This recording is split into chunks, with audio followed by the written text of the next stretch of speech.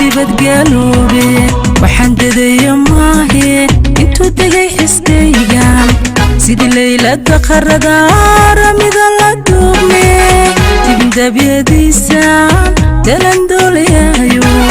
bismillaahi raxmaani raxiim assalaamu calaykum waraxmatullaahi wabarakaatu dhammaan martishoodka karaxmada sugan kooxda xiddigaha geeska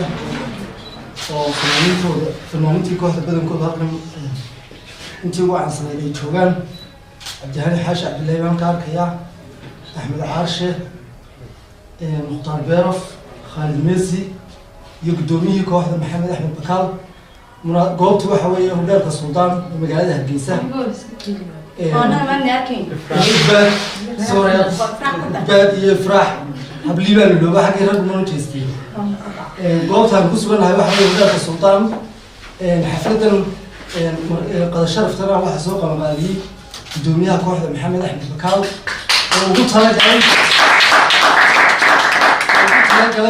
qoyska cusub ugbaad iyo qabar suuyaami oo xidid la noqday kooxda xiddigaha geeska waan soo dhaweynaynaa xididka waxaan leenahay cidda keliya aad xidid ku ahay waa xiddigaha geeska maadaama ugbaad ay tahay xubin ka mid ah kooxda oo fanaanad caana weliba ah iminkana hadalka sii badin maayo waxaan kusoo dhaweynayaa guddoomiyaha kooxda maxamed bismillahi raxmaan raxiim horta hadalka badin maayo kulley soo xaray ka dhawaatay horta xididkii atanaba isaga laftiisa waa ina kaygii gabar suugaan aad baan soo dhaweynaynaa